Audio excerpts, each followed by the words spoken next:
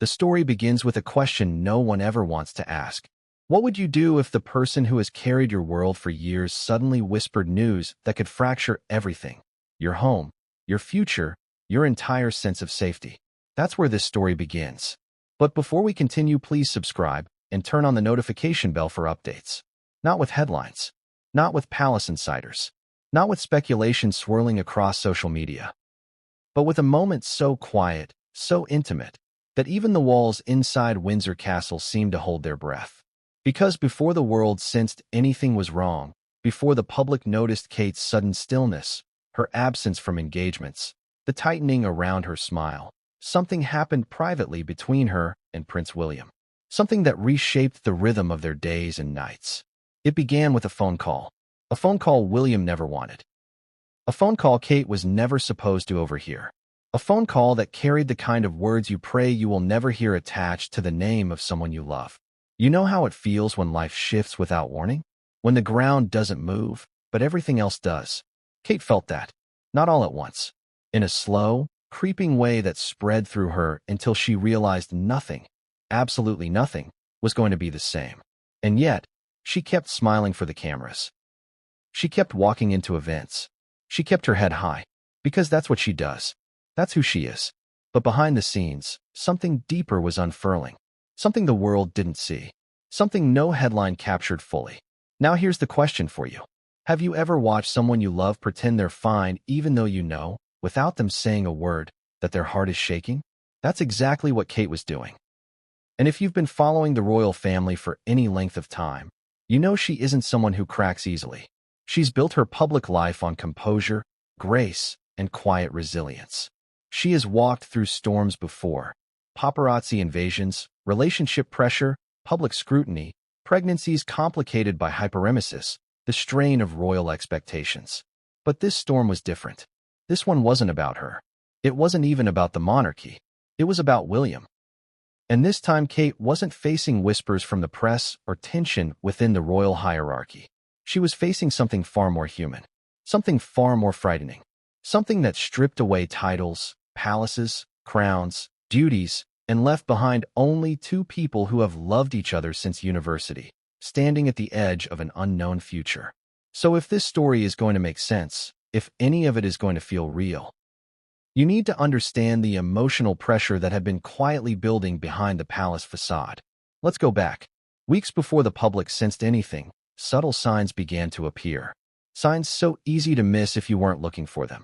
A shift in William's schedule. A sudden cancellation of what insiders called an important briefing.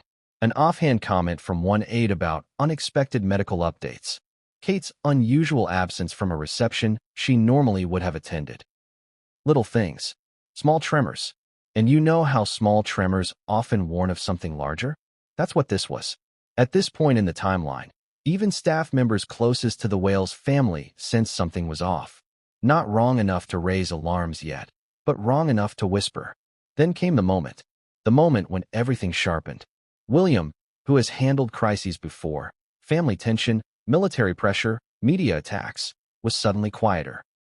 He withdrew slightly, the way people do when they're trying to control something heavy, trying not to spill it over the people they care about. And if you watch him in public events closely from that period, you can see it.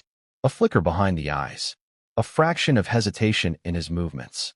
A pause before answering reporters. But the world didn't know why. Kate did. Or at least, she sensed it. She sensed the way you sense a storm before it breaks. Something about the air, something about the way the wind shifts.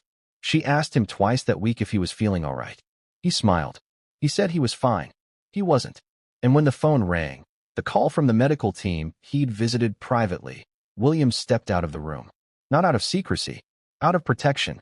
He didn't want Kate to hear the tone of the doctor's voice. He didn't want her to hear the words that followed. But walls and royal residences have a way of carrying sound. Kate didn't hear everything, but she heard enough. A phrase, a number, a name of something she wished she'd never have to hear connected to her husband. Her breath caught. Her body froze. Because in that split second, the future changed shape. Have you ever had that moment? When information arrives not gently, but like a jolt. That was Kate. Then, silence. The kind of silence that doesn't feel empty, but full. Full of dread, questions, fear, and a truth too big to swallow all at once. And this right here, is where the story truly begins. Not in the falling apart, but in the holding together. Because while the world kept spinning normally, Kate Middleton began living in two realities at once. The one the public saw, and the one she never wanted. A reality she didn't choose. A reality she didn't ask for. But one she was forced to walk into because love demands presence even when fear is strongest. She didn't collapse. She didn't panic. She didn't run. She listened. She understood.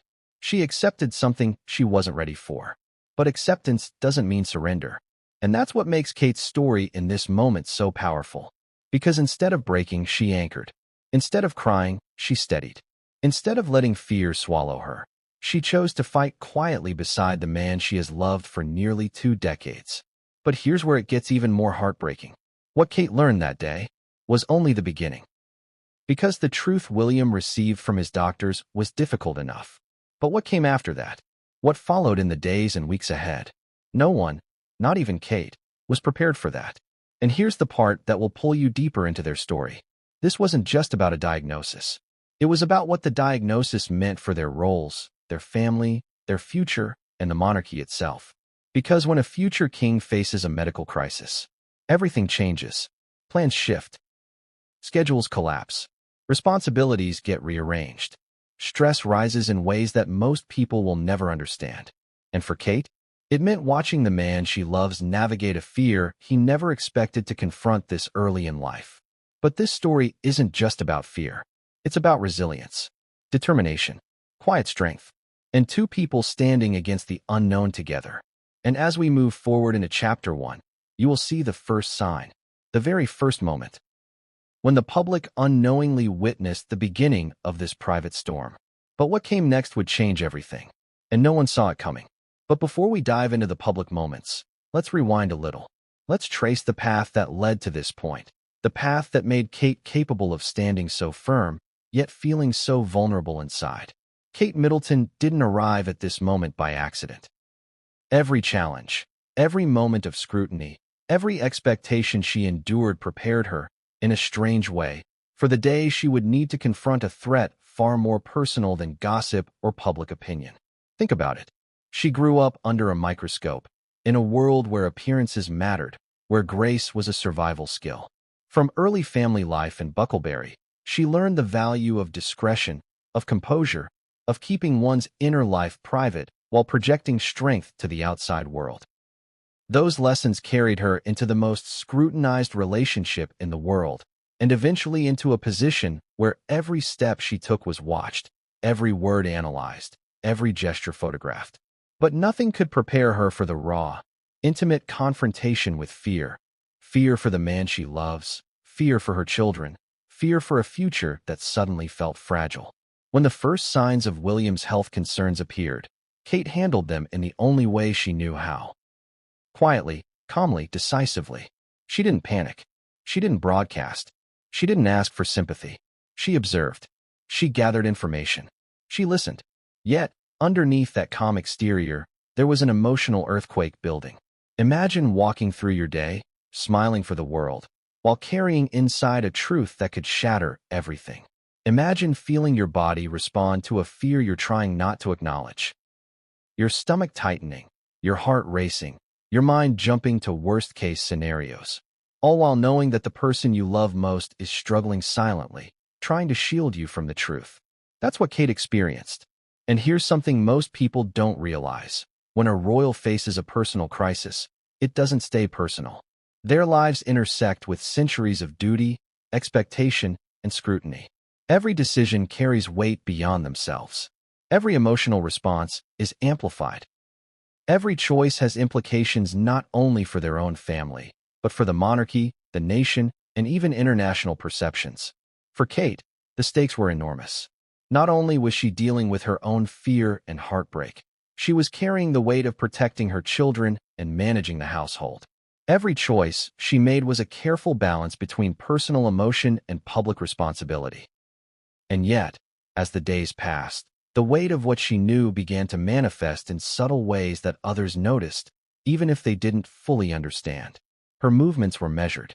Her smiles, while gracious, occasionally flickered with tension. The casual conversations she had with aides sometimes ended abruptly, as if a thought had overtaken her. Those who were closest to her began to notice. Friends, confidants, and household staff whispered among themselves, "She's carrying something heavy.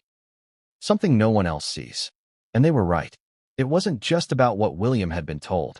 It was about the unspoken implications of that news, the questions of what would happen next, how much to share, how much to shield, and how to remain composed in a world that was watching every tiny gesture. In many ways, this period was a crucible for Kate's strength. It revealed her resilience, her ability to compartmentalize, and her capacity to love fiercely even when fear threatened to overwhelm her.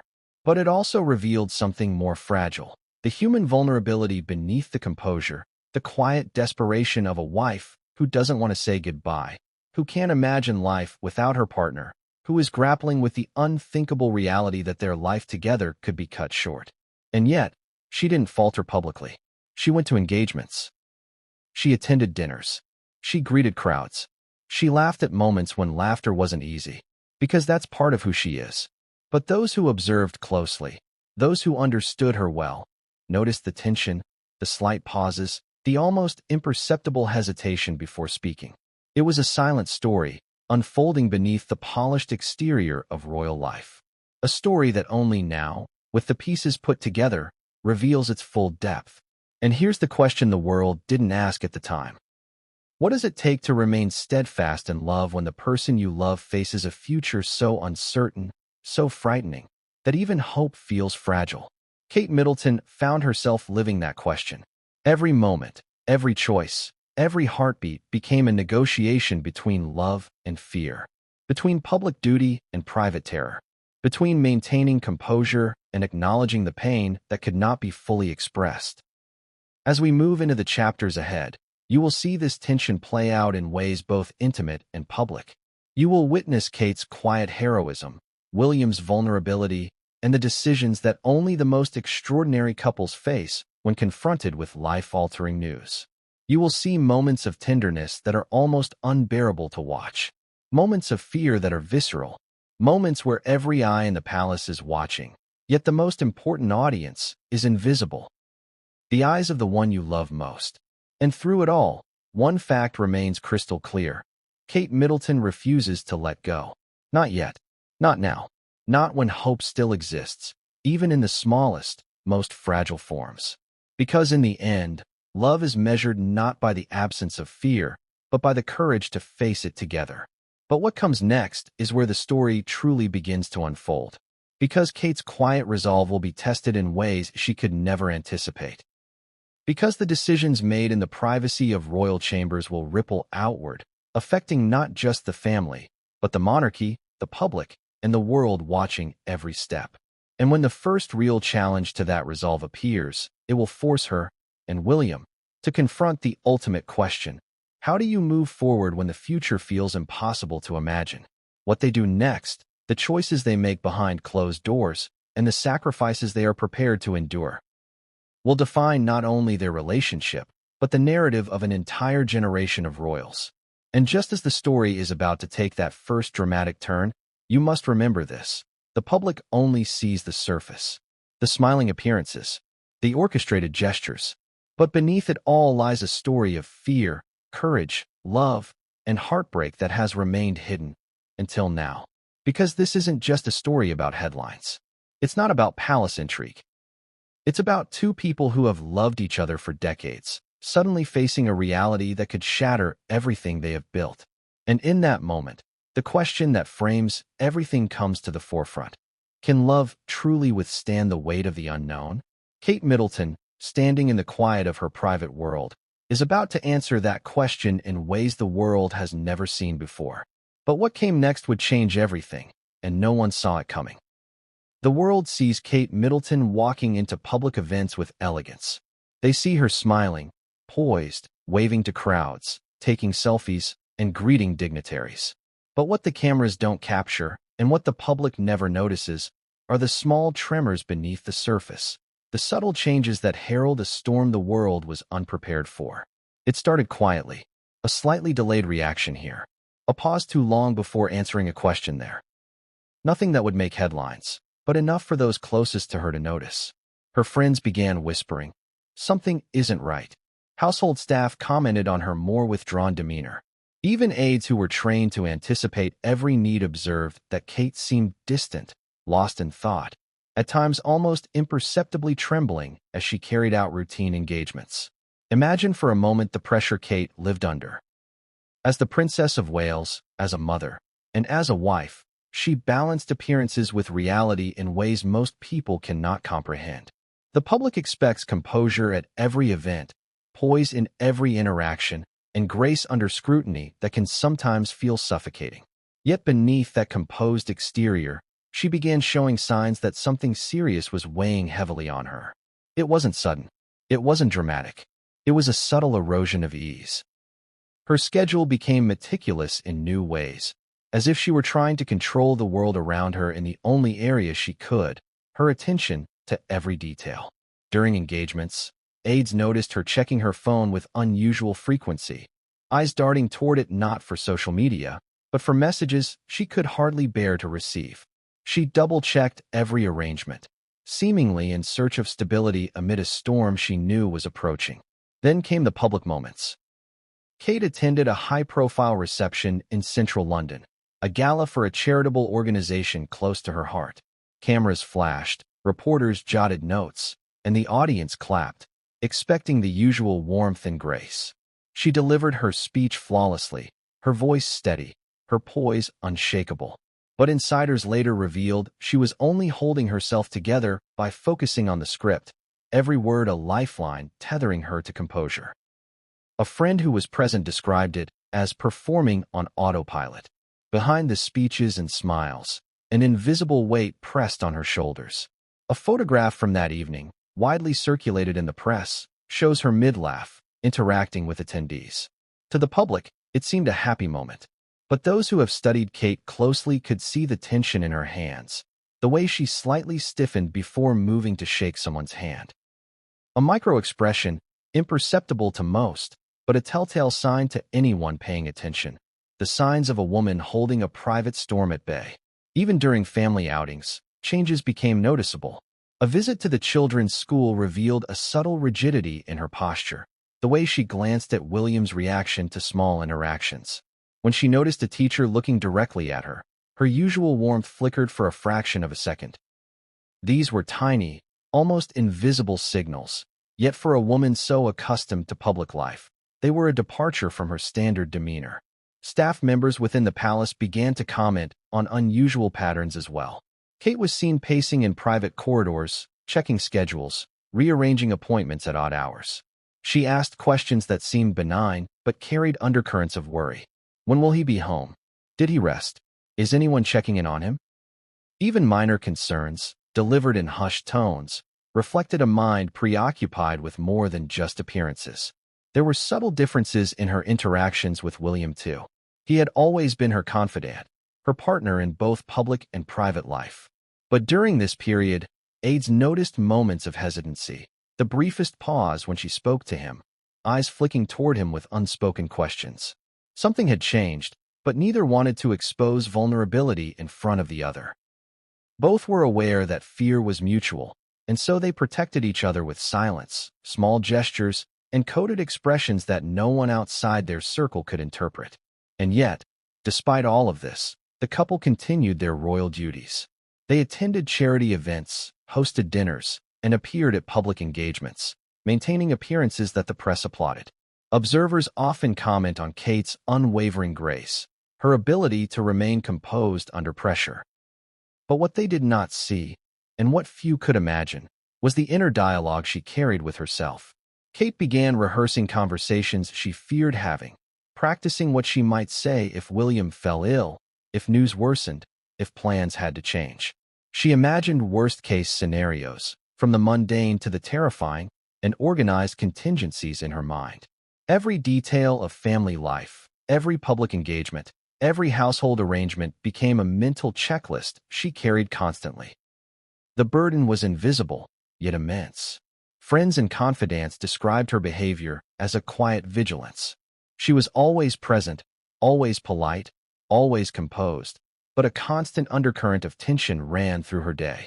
There were moments when she would quietly excuse herself to speak to an aide in private, moments when her laughter didn't quite reach her eyes, and moments when she lingered in solitude, allowing herself a brief pause to process emotions she could not yet share. Her love for William was evident in every careful choice she made. She ensured that he maintained his routine, that he attended engagements, that his schedule remained as normal as possible. She shielded him from stress she could control, absorbing it herself, as though deflecting the emotional weight onto her own shoulders. This quiet strength became her defining characteristic during the weeks that followed, a combination of loyalty, fear, and unyielding devotion. Yet, no matter how composed she appeared publicly, the signs were becoming harder to hide. Observers noticed a change in her energy, a subtle difference in how she walked, how she gestured, how she held herself in large rooms. Even those with no prior knowledge of the couple's private lives began sensing an underlying tension, a quiet drama beneath the surface. The shift became particularly evident during a series of late-night meetings within the palace. Kate was seen staying later than usual, reviewing documents, arranging schedules, and speaking quietly with aides in hushed tones. Some observers believed these actions reflected normal administrative diligence, but insiders revealed they were a response to growing concern over William's health and the implications it carried. And so the first chapter of this private crisis unfolded quietly. While the public saw smiles, appearances, and graceful speeches behind closed doors, Kate Middleton was already navigating the emotional labyrinth of fear, uncertainty, and responsibility. She was learning the subtle art of preparing for the unthinkable while maintaining the public facade of normalcy, a skill that would be tested in ways no one could predict. But just as she began to adapt to these early signs, a new development arrived. One that would shatter the delicate balance she had been maintaining. Something William did, or didn't do, during a routine day, hinted at the gravity of the situation. It was a subtle signal, almost imperceptible, yet it carried a weight that would propel the next series of events forward. In that moment, when Kate fully realized the scope of the challenge ahead, would set the stage for decisions, actions, and emotional confrontations that no one outside the palace could imagine. What happened next would push Kate into uncharted territory, forcing her to navigate fear, love, duty, and heartbreak simultaneously. And in the next chapter, you will see exactly what that first turning point looked like, when the quiet change became unmistakable and the stakes were no longer abstract, but painfully real. But what came next would change everything, and no one saw it coming. The day William received the diagnosis began like any other day. Or at least, it appeared that way from the outside. The sun rose over the grounds of Kensington Palace. The staff moved with their usual quiet precision, and the public had no reason to suspect that a moment was approaching that would change the course of their lives forever. But behind closed doors, something profound was about to occur. William had been feeling the subtle hints of something wrong for weeks, even months. It wasn't dramatic, no sudden collapse, no crisis in the streets of London, but rather small, nagging changes that hinted at an invisible adversary: fatigue, brief lapses in focus, unexplained aches that seemed minor at first but carried an unshakable persistence. He had brushed them off, as royals often do, telling himself that appearances mattered more than admissions of vulnerability. He had duties, obligations, and an entire public expecting him to perform flawlessly day after day. But he knew, deep down, he knew something had shifted. And so, after careful consideration, after subtle insistence from a trusted medical confidant, William agreed to an appointment that would confirm his worst fears. The appointment was scheduled discreetly, a private session that the public would never learn about in real time. Only those closest to him, the doctors, a nurse, and a minimal set of aides, knew he was there. The choice of location itself was deliberate. An understated office in a private wing, away from the prying eyes of the media, away from the gossiping whispers that had stalked him since childhood. Even in the waiting room, William's mind raced. He sat silently, staring at nothing, focusing on breathing, attempting to prepare himself for the words that might shatter his carefully structured world. A doctor entered, calm, professional, yet carrying an aura of gravity that immediately suggested this visit was different from any routine checkup. The consultation began with the standard procedures: questions, measurements, and observations. But with each moment, William's sense of inevitability grew. He felt the tension build with every test, every glance, every clinical term that hinted at something more serious. Then came the examination results. He remembered the doctor's voice as if it echoed through him. Calm, factual, but carrying a weight impossible to ignore. "William, the results are consistent with," the words hung in the air. Each syllable seemed to slow time itself. The diagnosis, though clinical in its delivery, felt like an emotional earthquake. William's first instinct was not panic. It was protection. He thought immediately of Kate. How would he tell her? How could he? The words themselves seemed inadequate to convey the weight of what he had just learned. He took a deep breath. He thought of his children. He thought of his father, King Charles, and of the history of health challenges in the royal family. He considered the responsibilities on his shoulders, the monarchy, the duties, the public expectations. And through it all, a single thought dominated. I must shield Kate.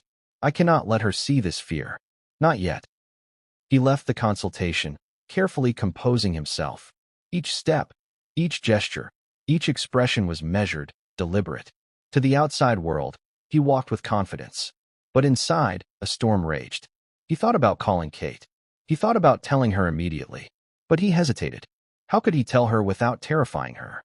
Without stripping her of the composure she herself relied on to navigate public life? He wrestled with guilt, with fear, with the knowledge that the secret he now carried would shape their lives in ways neither could yet imagine. And then, he made a choice. He would wait. He would shield her. He would carry the knowledge alone, for now. But as anyone who has ever carried a secret of immense weight knows, silence is a fragile shield. Kate, though unaware of the full truth, sensed the change. She noticed the subtle tremor in his hands, the pause before he spoke, the rare moments when his usual calm faltered.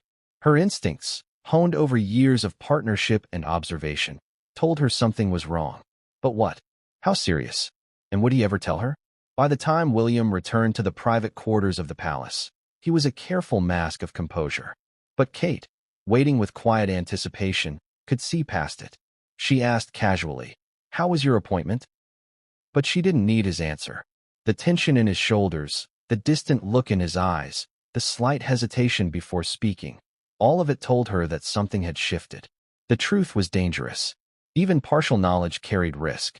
Kate had to maintain calm, to steady herself while piecing together fragments of the reality she was beginning to suspect. She asked again, softly, carefully, "Are you okay?" William managed a smile. It didn't reach his eyes. He shook his head lightly, a gesture almost imperceptible, but enough to confirm her suspicions. Kate felt a cold awareness spread through her chest. She did not panic. She did not cry. She did not ask more questions in that moment. She simply took a deep breath, holding herself together while preparing to navigate what was coming. In the hours that followed, Kate observed William with a new intensity. She noticed small routines altered subtly. The way he arranged his papers, the careful pacing of his steps, the slight avoidance of certain topics. Each action was deliberate, each choice a protective measure. And yet, beneath it all, she recognized vulnerability, the kind of vulnerability he rarely displayed publicly and had never revealed fully to her. By nightfall, the reality was undeniable. A diagnosis had been received. The implications were massive. The emotional weight, though unspoken, hung in the air between them like an invisible wall. Kate realized then, fully, that the days ahead would test everything: their love, their resilience, their ability to function in public while grappling with private fear.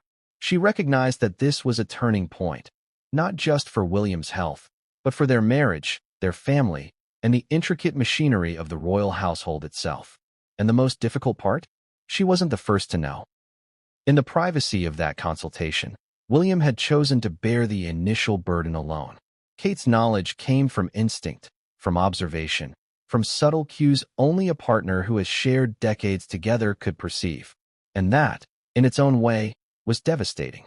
Because love is not measured only by shared joy. It is measured by shared burdens. And at that moment, Kate felt the full weight of the burden that William had carried alone, if only for a short time. She did not speak yet. She did not confront. She did not demand explanations. Instead, she began a quiet, mental preparation for what was to come.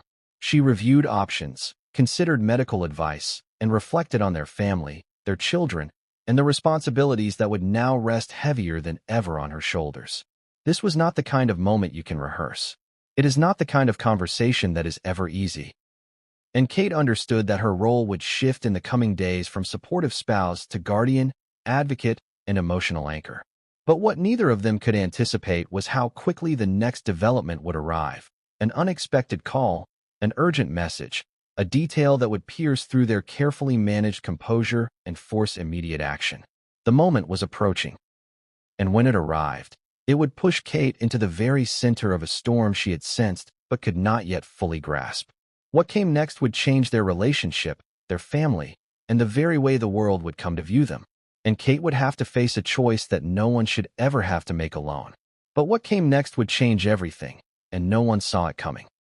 Kate Middleton had always been a perceptive observer, a woman attuned to the smallest shifts in mood, the tiniest changes in tone, and the subtlest alterations in behavior.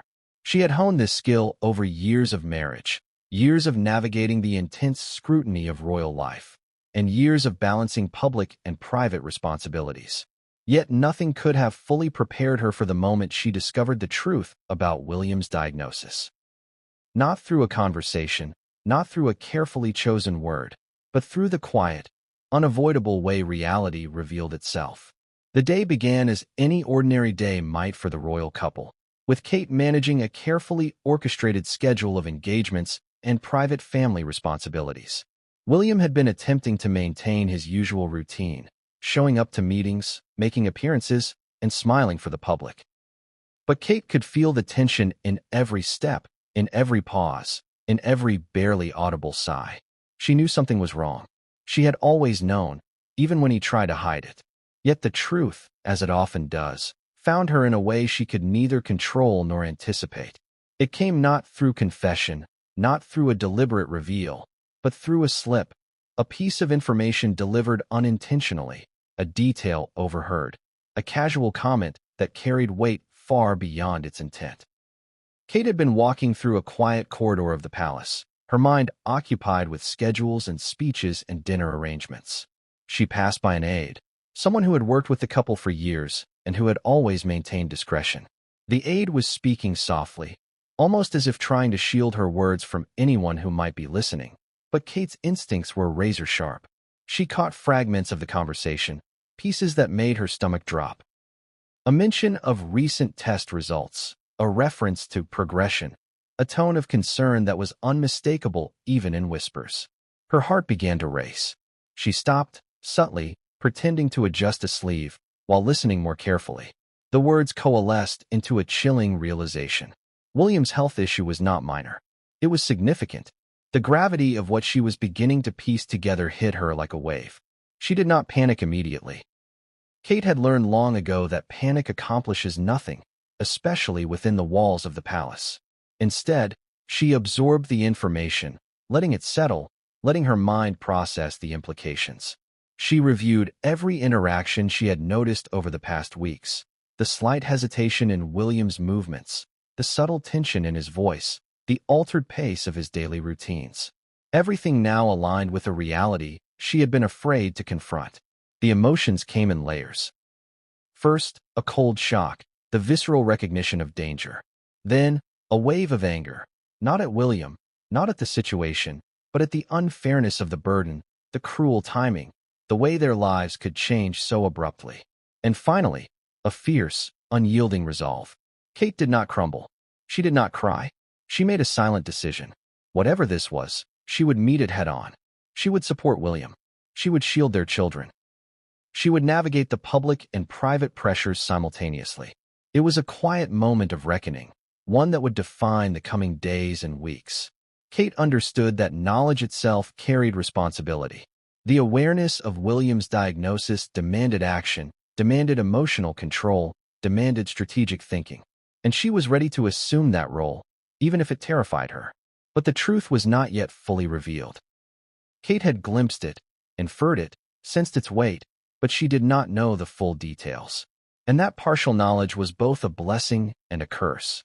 It allowed her to prepare mentally, but it also left room for fear to grow unchecked.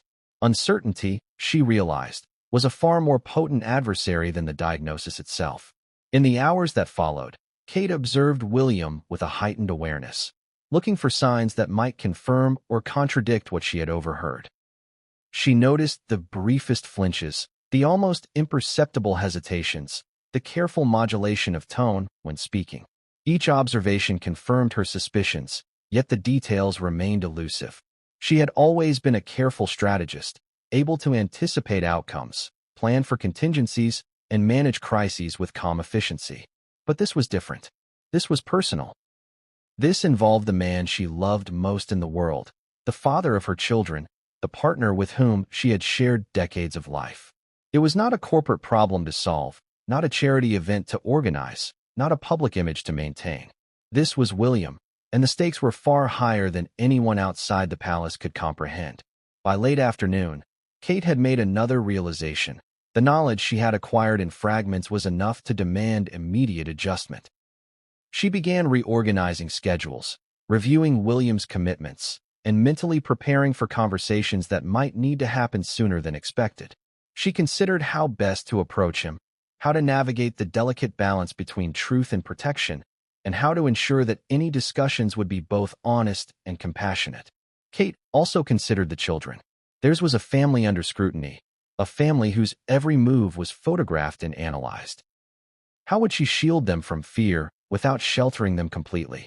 How would she maintain normalcy while responding to a crisis that threatened to upend everything? These questions weighed on her heavily. As evening approached, Kate finally found herself alone with William, a rare private moment in a world filled with constant observation. She did not begin with accusations or questions. She simply watched, taking in the subtle signs that confirmed what she already knew. The brief tremor in his hand, the tightness in his jaw, the distant gaze, they spoke volumes without words. "William," she said quietly, carefully, "I think I understand." He looked at her, startled, as if he had been caught in a moment he thought was private. "You know?" he asked, his voice tight. Kate nodded. She did not elaborate, at least not immediately. She needed to gauge his reaction, to allow him the space to process his own emotions. The dynamics had shifted. No longer could William carry this burden alone. Kate was now fully aware, fully engaged, and fully prepared to act. It was a turning point in their relationship. For years, they had shared joys, challenges, public scrutiny, and private intimacy. But this was different. This was a moment that demanded mutual trust, absolute honesty, and emotional resilience unlike anything they had faced before. Kate's response was deliberate. She did not panic. She did not overwhelm him with questions. She did not allow her fear to dictate her actions. Instead, she focused on what she could control, her composure, her empathy, and her readiness to support him through every decision that lay ahead. That night, as they prepared for bed, the weight of the day settled around them. The diagnosis loomed silently, a specter in the background. Yet, even in the darkness, there was a quiet strength between them, a shared understanding, a silent promise that they would face whatever came next together. But Kate also knew this was only the beginning. Knowing the truth brought responsibility, and responsibility brought challenges that would test her in ways she could not yet predict. The days ahead would demand courage, strategy, and emotional endurance far beyond anything she had experienced in her life. And the moment that would truly test her resolve was fast approaching. A moment that would require her to confront the reality head-on, to make choices that could alter the course of their family forever. What came next would push Kate into a role she had never anticipated, a role that demanded courage, wisdom, and a depth of love that few could comprehend. And when that moment arrived, nothing would be the same. But what came next would change everything, and no one saw it coming. The weight of knowledge is heavier than any crown. Kate Middleton had always understood responsibility, scrutiny, and the unyielding expectations of public life, but nothing had prepared her for the emotional gravity she now carried. By the time she fully comprehended William's diagnosis, She knew that life as she had known it would never be the same. And in that quiet, private space within the palace walls, she made a vow, one that would define her actions, her thoughts, and her resolve in the days and weeks to come. "I won't lose him," she whispered to herself, barely audible, yet fierce in intent. The words were not a casual declaration. They were a promise that she would stand unwavering beside her husband, no matter what the future held. The words were both comfort and command, shaping her mindset and anchoring her through a storm that had only just begun. Kate's private vow became the lens through which she interpreted every moment. Each conversation, each decision, each glance exchanged with William was filtered through the determination to protect him, to support him, and to navigate the crisis without breaking their fragile world. She moved through the day with purpose, a quiet intensity evident only to those closest to her. Her interactions with staff took on a new edge. Where before she might have smiled lightly at a logistical question or deferred to an aide's expertise, now she asked pointed questions. "Have all his appointments been confirmed? Has the doctor provided updates? Is there anything I need to prepare for?" Her demeanor was calm, but her vigilance had sharpened to an almost surgical precision. Even during public engagements, she carried the vow with her.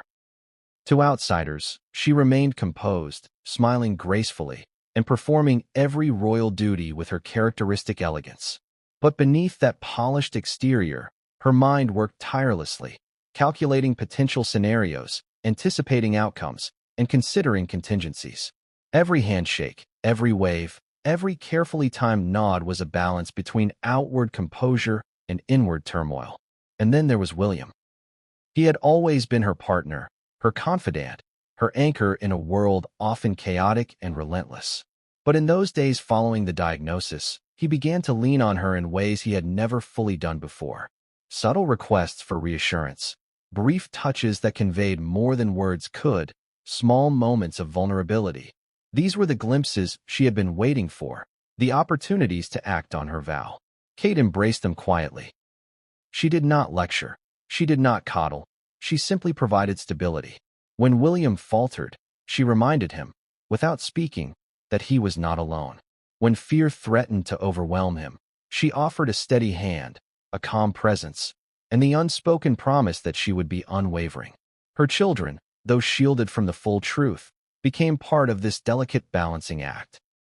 Kate observed their routines, their moods, and their interactions, ensuring that their lives remained as normal as possible. She provided comfort and guidance, subtly reinforcing security while maintaining the delicate illusion of normalcy. The children's laughter, their small routines, their sense of safety, these became her secret armor against despair. And yet, even with the vow firmly in place, fear remained a constant companion. Kate knew the stakes. She knew the unpredictable nature of the diagnosis, the potential complications, and the emotional toll it would exact on both her and William. But she did not allow fear to paralyze her. Instead, she transformed it into action, strategy, and emotional resilience. Late nights became a time of planning and reflection. In the solitude of her private quarters, Kate reviewed schedules, considered medical advice, and imagined conversations she might need to have with William, their children, or trusted aides. She weighed each word carefully, recognizing that communication was as much about timing and tone as it was about content. Her vow also gave her clarity. She realized that panic or despair would only compound the challenges ahead. Instead, she chose focus, determination, and emotional discipline. She began to anticipate the questions, fears, and decisions that would arise in the coming weeks. Her preparation was not just practical, it was emotional. She fortified herself to ensure that when William needed her most, she could provide the strength he required. Even in moments of brief solitude, the weight of the vow was present.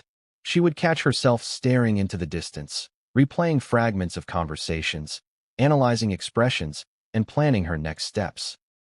Her mind worked tirelessly, driven by love and the unshakable promise she had made to herself. She would not let him go. Friends who observed her during this period noted a change, subtle yet profound. Kate appeared more focused, more determined, almost unrecognizably resolute. Yet beneath the surface, they sensed an undercurrent of anxiety, a quiet intensity that spoke to the emotional weight she bore. Those closest to her recognized that this was not ordinary stress. It was the gravity of someone fully aware of life-altering circumstances and refusing to be broken by them. Public appearances became exercises in emotional control. Kate learned to modulate her expressions, her posture, and her gestures with precision. A slight smile masked concern. A nod conveyed reassurance while hiding the turmoil beneath. Every detail was deliberate, every movement calculated to maintain composure, protect William, and preserve the illusion of normalcy for the world outside. Her vow also strengthened her resolve in private conversations with William. When he spoke of fears, uncertainties, or frustrations, she listened intently, absorbing his words without judgment, providing reassurance without condescension. Her presence became a sanctuary, a space where he could express vulnerability without fear of judgment or public exposure. And yet, the challenge of maintaining the vow was immense. The duality of her role, public composure and private vigilance, required constant energy, focus, and emotional intelligence. Kate had to navigate palace protocols, media scrutiny, and familial expectations while simultaneously managing her husband's emotional well-being and protecting her children from fear. But her vow gave her purpose. Every decision, every action, every thought was filtered through the lens of that promise. I won't lose him. And it became a driving force, guiding her through moments of doubt, fatigue, and emotional strain. Kate's private vow also demanded sacrifice. She curtailed personal indulgences, limited social interactions, and prioritized William's needs above her own. Sleep became secondary, emotional reserves were tested, and moments of self-doubt threatened to surface. Yet through it all, the vow remained her anchor, her guiding principle, and her source of strength. The magnitude of her commitment became apparent in the way she navigated each day, balancing public duties, family responsibilities, and the intricate demands of palace life. It was a constant negotiation between external appearances and internal reality, a delicate dance requiring vigilance, empathy, and unwavering dedication. And just as she was beginning to find her rhythm, an unexpected development arrived, one that would challenge the vow she had made, test her emotional limits, and force her to confront the reality of William's condition in ways she had not yet imagined. What happened next would push Kate to the very edge of her resilience, forcing decisions that would impact not only her husband and children, but the entire fabric of their family life. And when that moment came, Kate would have to act with courage, clarity, and the unshakable determination that had defined her vow from the very beginning. But what came next would change everything, and no one saw it coming. Even the strongest of people can be shaken when confronted with news that alters the trajectory of their life. William, the Duke of Cambridge, had always been perceived as calm, composed, and steady. A pillar of reliability for his family and a figure of reassurance for the public. Yet behind the carefully curated exterior, the diagnosis had begun to take its toll in ways that were both subtle and devastating. The first signs of William's emotional struggle were almost imperceptible. Those who observed him closely, a close friend, a private aide, or even Kate, noticed fleeting hesitations in his speech, rare pauses during conversations, and moments when his gaze would drift to some distant point as if he were trying to process something overwhelming. These were small cracks in a carefully constructed facade, but to Kate, they were unmistakable. It began in private moments, away from cameras and the public eye. William would retreat to quiet corners of the palace, sometimes lingering longer than usual in his office or the library. He fidgeted with papers, rearranged items unnecessarily, and replayed thoughts in his mind in a continuous loop. These weren't actions of laziness or distraction. They were manifestations of deep internal turmoil. He was wrestling with fear, with uncertainty, and with the crushing weight of responsibility, not just to himself, but to his family and his public role. Kate watched quietly, absorbing the subtle signals.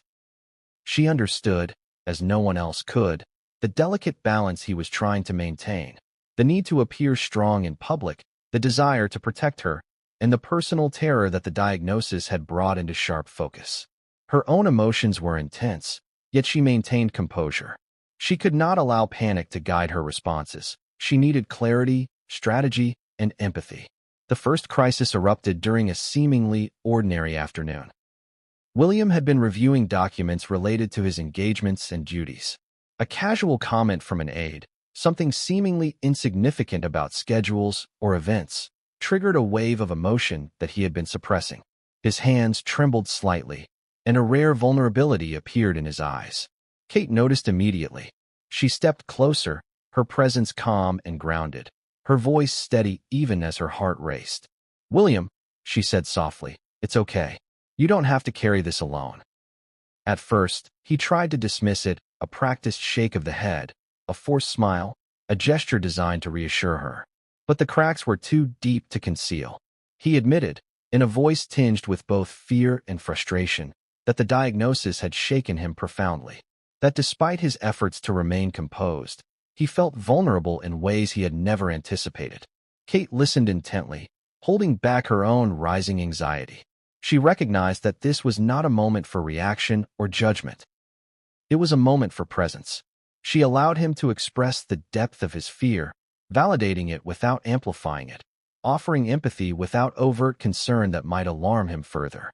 This first crisis revealed to Kate the full extent of the emotional toll the diagnosis had taken.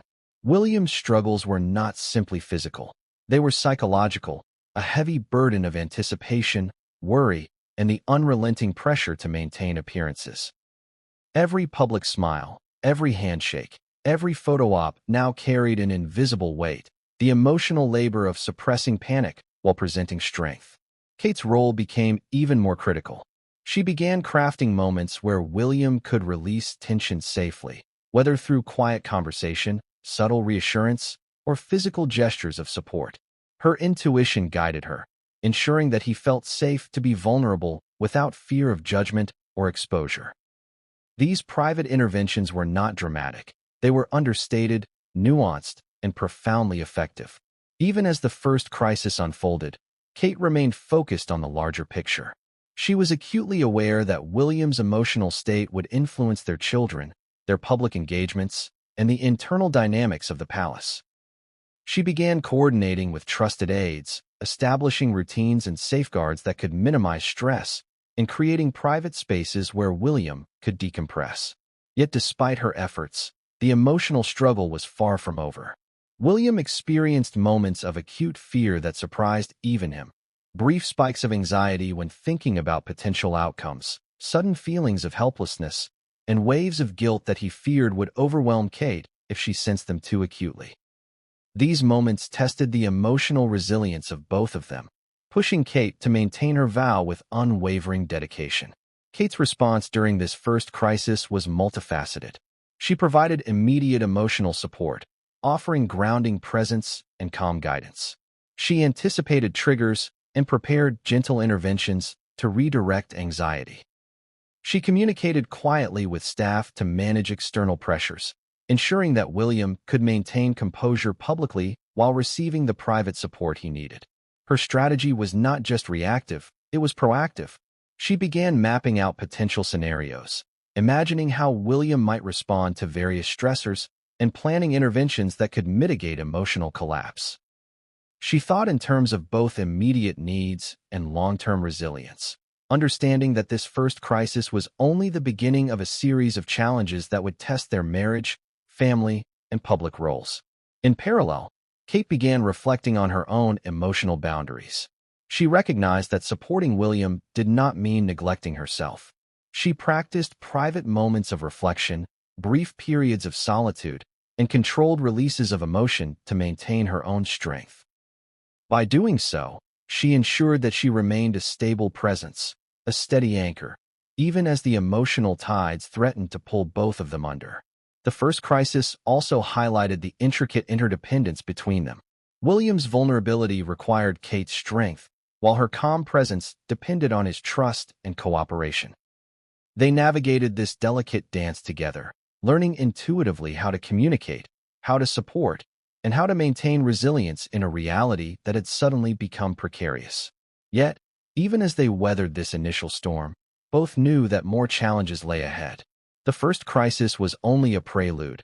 a signal of the deeper emotional and practical trials to come. Kate's vow to not lose him would be tested in ways that were not yet visible, stretching her capacity for patience, empathy, and courage. And just when it seemed that the first emotional turbulence had settled, an unexpected development occurred. A private disclosure from William's medical team, a subtle shift in his symptoms, a detail that demanded immediate attention and further amplified the stakes. This moment would propel Kate and William into a new phase of the crisis, one that would require urgent decision-making, public discretion, and private bravery. What came next would escalate the emotional intensity, challenge their resilience, and force Kate to confront realities she had feared even imagining. But what came next would change everything, and no one saw it coming. Kate Middleton had always been strategic. From her early days as a royal to her role as the Princess of Wales, she had mastered the art of balancing public expectation with private reality. But now, in the wake of William's diagnosis and the emotional crises that followed, her strategic mind shifted into overdrive. This was no longer about appearances, social engagements, or protocol. It was about survival, protection, and safeguarding the emotional and physical well-being of her husband and their family. The first step in Kate's secret strategy was observation. She spent hours quietly noting patterns, moods, and behaviors. Every hesitation in William's speech, every subtle pause in his routines, every glance that betrayed worry became data points in a mental map she was constructing. She asked herself questions few would dare. When does his anxiety spike? What triggers fear or doubt? How does he respond to stress in private versus public settings? Her approach was methodical, almost surgical, yet deeply personal. She was not just planning logistics. She was mapping emotional terrain. Next came the orchestration of routines. Kate knew that structure could be a stabilizing force. She began carefully calibrating daily schedules to reduce uncertainty. Public engagements were scrutinized, which events could be postponed, which could be delegated, and which required William's presence. Meals, sleep patterns, exercise. Every element of their daily life was subtly optimized to preserve his energy and emotional resilience. Even small choices, like the timing of phone calls or the order of family activities, were adjusted with precision. Kate's strategy extended to communication. She understood the importance of timing, tone, and phrasing in conversations with William. Sensitive topics were approached with care. Questions were framed to provide reassurance rather than provoke anxiety. She had learned to read micro-expressions, to notice fleeting tension, and to offer support before he even realized he needed it. It was a form of emotional preemption, anticipating fear, addressing it subtly, and creating a buffer against the tide of panic that could easily overwhelm him. But Kate's strategy was not just about William. Their children, George, Charlotte, and Louis, were central to her considerations. She knew that shielding them from the full scope of the crisis was essential, but she also recognized that they could sense tension and uncertainty. The solution required a delicate balance, maintaining normalcy, offering subtle reassurance, and protecting them from fear without creating a false sense of security. She created micro-routines, small rituals, and gentle reassurances that provided stability while preserving their innocence. Security and discretion became another pillar of Kate's plan. The palace, while a home, was also a public stage. Any hint of William's vulnerability could be amplified, misinterpreted, or sensationalized. Kate coordinated with aides, security personnel, and trusted staff to create private spaces, manage information flow, and ensure that only those who needed to know were aware of the full situation. Every conversation, every meeting, every document was carefully managed to prevent leaks, protect privacy, and maintain a controlled narrative. Kate also anticipated the emotional fallout beyond the immediate family. She understood that relatives, close friends, and palace officials would react in ways that could inadvertently increase stress. She preemptively considered their responses, preparing both herself and William for inquiries, advice, and commentary. Her goal was clear: minimize external stressors while maximizing emotional support, ensuring that William remained at the center of her focus. The strategy extended to medical management as well. Kate consulted with doctors, health experts, and advisors to understand potential interventions, treatments, and contingencies. She became a liaison between William and medical professionals, translating clinical guidance into practical, actionable steps for daily life. Every decision, from appointment scheduling to monitoring subtle changes in behavior, was carefully documented and evaluated. Even in moments of public visibility, Kate executed her strategy with finesse. A smile at a charity event, a steady hand during a public handshake, a gentle touch during a staged photograph. Each gesture served a dual purpose. To the public, she remained composed, elegant, and approachable.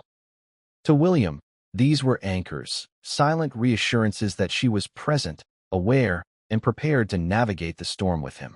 Her strategy also relied heavily on emotional compartmentalization. Kate learned to process her own fears in private, to allow herself brief moments of reflection or controlled vulnerability without burdening William.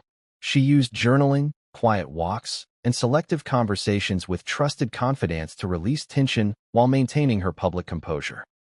This dual approach ensured that she could remain fully present for William and their children without succumbing to panic or exhaustion. But even the most detailed strategy has vulnerabilities. Kate knew that unexpected developments, a sudden medical concern, an intrusive press leak, or an emotional breakdown, could disrupt her carefully orchestrated plans.